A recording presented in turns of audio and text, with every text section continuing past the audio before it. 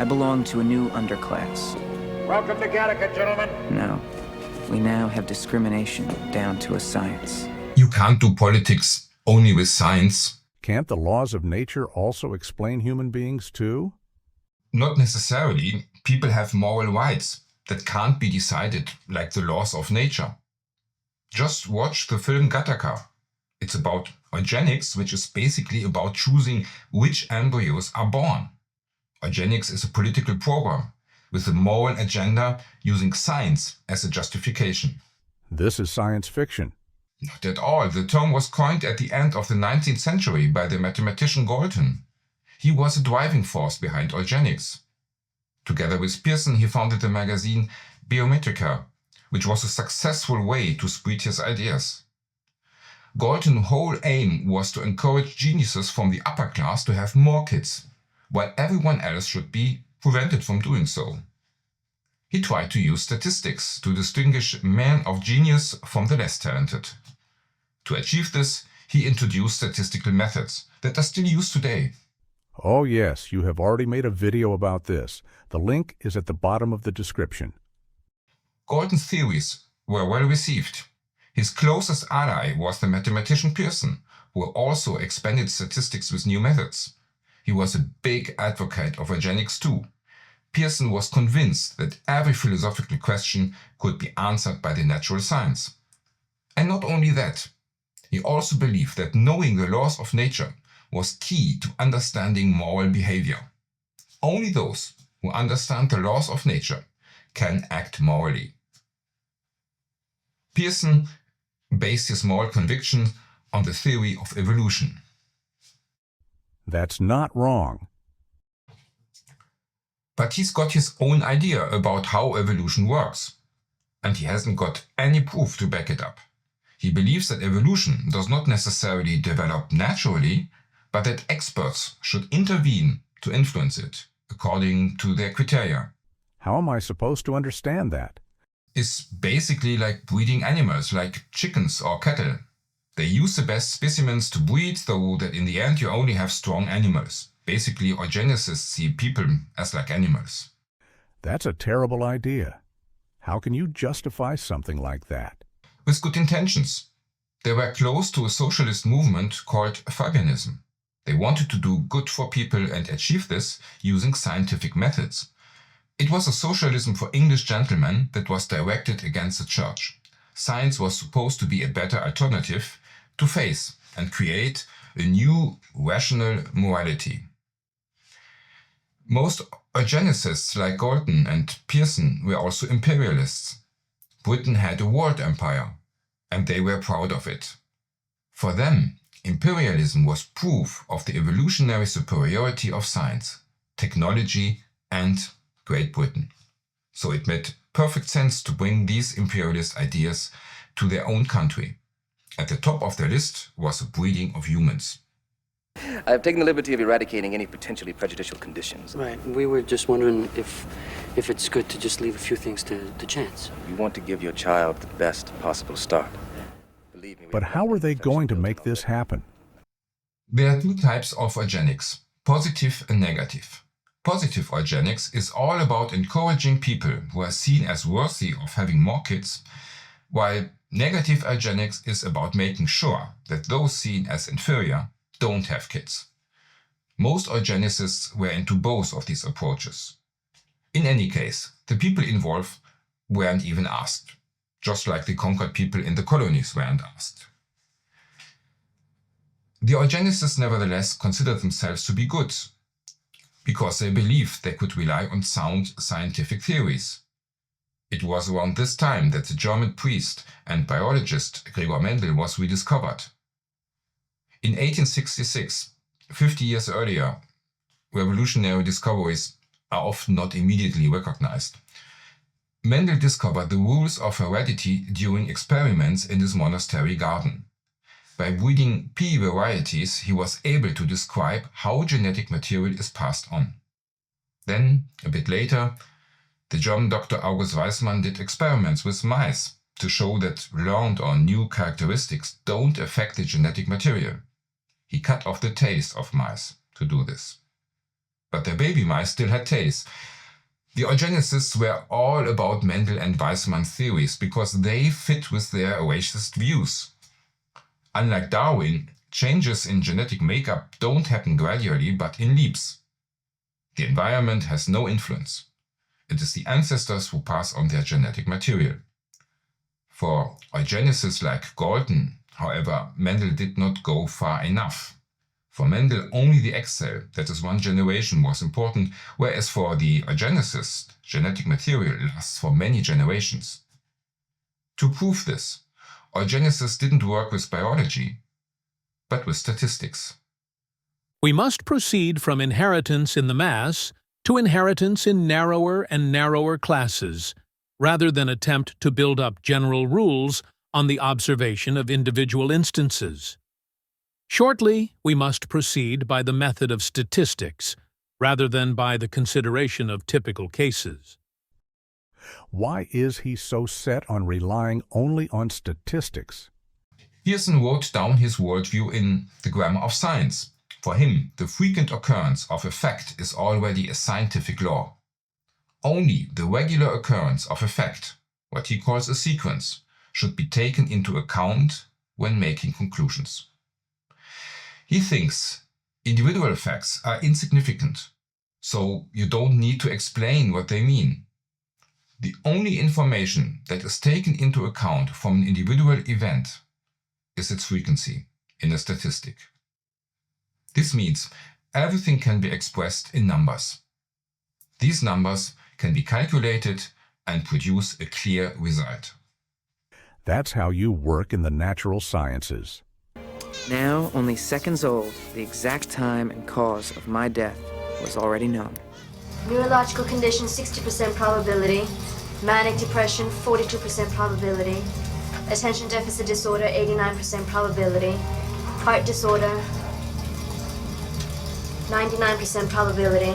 This method becomes a huge problem when it is applied to the social sciences.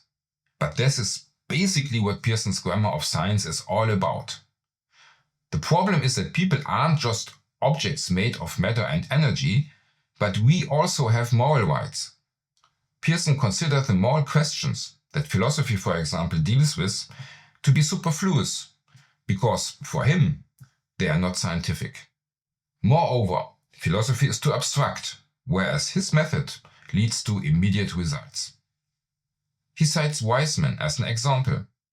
His experiments show that newly learned traits are not hereditary, like when you cut off the tails of mice, so there's no point in trying to improve people through education. Instead, only babies whose parents belong to a higher social class should be born. The bad stock can never be converted into good stock. Then we see how grave a responsibility is cast at the present day upon every citizen, who directly or indirectly has to consider problems relating to the state endowment of education, the revision and administration of the poor law, and, above all, the conduct of public and private charities annually disposing of immense resources. He considers social spending to be harmful. Statistically, the poor rarely get rich, so why should they be subsidized? You get to those kinds of moral statements by only looking at statistics. In his view, it's only through statistical knowledge that we can truly act in a moral way. For Pearson, only an educated person can be moral. I get the feeling he considers himself and his peers to be moral. Did he have any scruples? He believes that if everything is scientific, it's good for progress and the general public. You have to read his foreword. The sole reason that can be given for any social institution or form of human activity lies in this: their existence tends to promote the welfare of human society, to increase social happiness, or to strengthen social stability. Then, if the goal is right, all means are permitted. For Pearson, it is no longer the individual that matters, but how each individual is no more than a member of a group. Discrimination is made possible simply by assigning a negative trait that you find in the statistic to a group. This discrimination is supposed to be scientifically justified and, therefore, considered moral. You then only need to support your discriminatory behavior with statistics. But that doesn't mean you have to discriminate. For Pearson, yes. He says it best himself.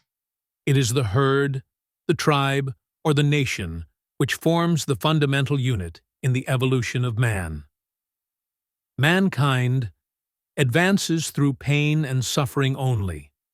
The path of progress is strewn with the wreck of nations. Traces are everywhere to be seen of the hecatombs of inferior races. Pearson built on Galton's concept of correlation and came up with better ways to show these correlations mathematically. A correlation is when two variables happens at the same time. If one of the variables is used as a fixed variable and the other as a flexible variable, the further sequence can be calculated.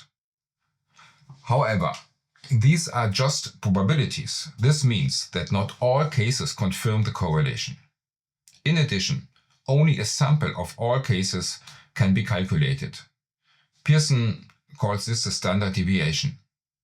At any point in time, the relationship between two variables can be expressed with a probability. He distinguishes between 0 and 1, where 1 is a strong positive correlation. The two variables then coincide on the line in an XY diagram. That is, they are linear. This is known as the Pearson correlation coefficient. His most ardent critic was another eugenicist who was also a mathematician, Fischer. He was also interested in Statistic because he had already joined the Eugenics movement during his studies. He founded Statistical Genetics. Fischer improved the chi-squared analysis formulated by Pearson, and this led to a lifelong enmity. And Fischer remained true to his eugenics beliefs by continuing the rivalry with Pearson's son. There's something I don't understand. At what point is a deviation relevant? How low can it go before it is no longer a correlation? Fischer therefore introduced the p-value. Relationships that are less than 5% are no longer statistically significant. There's no correlation. Using these mathematical methods, he attempted to put his eugenicist program on the scientific foundation. In numerous writings, Fischer defended his racist views and called for birth control. He wanted to statistically determine which child will be born. And for him, many are unworthy to have been born at all. One key problem is that if you want to improve the human race, statistics are not so important. Much more important are the criteria that are considered desirable and that should occur more frequently. Eugenicists are pretty vague on this. They refer to intelligence and abilities, but without clearly defining what they actually mean by this. Eugenics was also so popular because everyone could project their own ideas into it. They only agreed in their discriminatory beliefs against poor people and people of other races.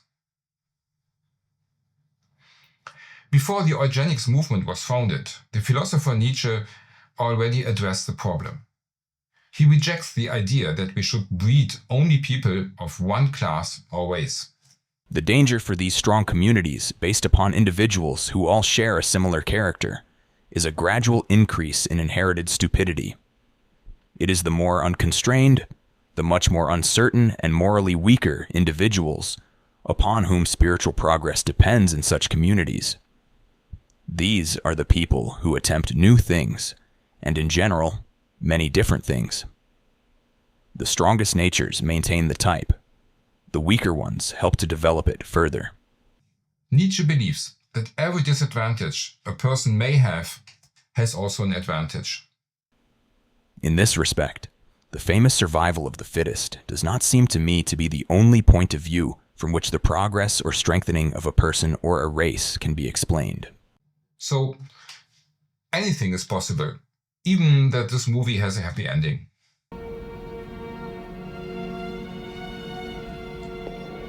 All is well that ends well. Thanks for watching. If you enjoyed this video, please click the like button and subscribe. See you next time.